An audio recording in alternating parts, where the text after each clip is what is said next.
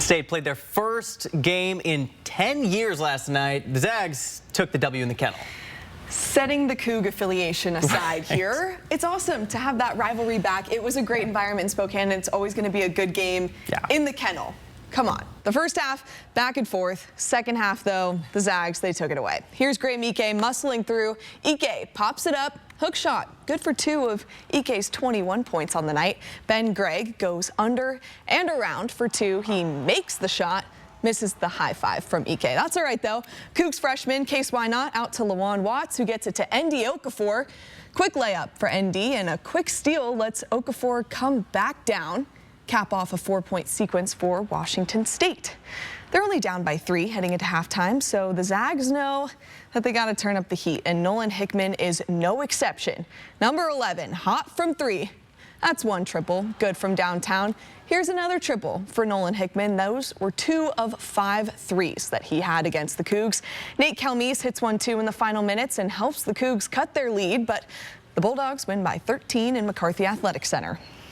You know, this guy stepped up. He was amazing tonight. I mean, 7 boards, defensively in there, battling in the post. I mean, he did a lot of stuff that, as I said, he set a high standard. No, it's super fun, man. It's super fun, especially seeing my guys all hyped for me, man. That's what really gets me going. So, yeah, I love it, man. It's especially with the environment too, being in the kennel, like, you know, the students getting back. It was fun. It was fun. Hey, Washington State actually led for over 11 minutes in the first half, but at one point they then trailed by 23 points in the second. Ethan Price only 2 points against the Zags, coming off of a huge performance, 28 points just a few days prior. So Calmese led the Cougs in scoring. He had 15 points in the second half, but it wasn't enough to overcome the deficit. You know, it was a hard-fought game, and I feel like we had it slip away from us early in that second half where we didn't stay connected as much, and I personally didn't do a good enough job of having us ready for the fight. They got some 50-50 balls. They got a couple offensive rebounds, and just some toughness plays that second half that hurt us. I mean, they're obviously a really good team. I mean, if we play the way we're supposed to play, we should be right there with them. So I think we just got to go back, watch the film, get better. I mean, the environment obviously is a factor, but I don't think it really affected us that much tonight. It was just got to be locked in, got to be on the same page at all times, and I think that's where we got lost tonight.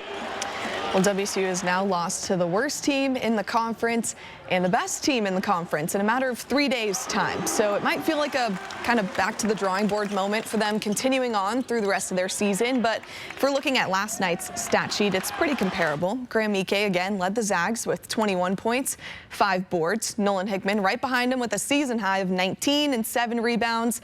Cougs' Nate Calmese had 20 points and 8 assists. Lawan Watts behind him with 17 points, 5 rebounds, 6 assists. They were also pretty comparable in their field goal percentage. Gonzaga with 56, Washington State 53%, of course, with that final score being 88-75. But Jordan, this is a conference matchup now, so the Cougs get another chance. This time it's in their house come February. I've got a feeling Cougs fans are going to pack the house for that rematch. I feel like they gave them kind of a scare in the first half A little bit, and that kind of made it exciting. Rivalry games, you know, anything goes, but also a lot of Spokane people who try to see the Zags frequently, I'm sure are going to hightail it down to Pullman and see that game as well.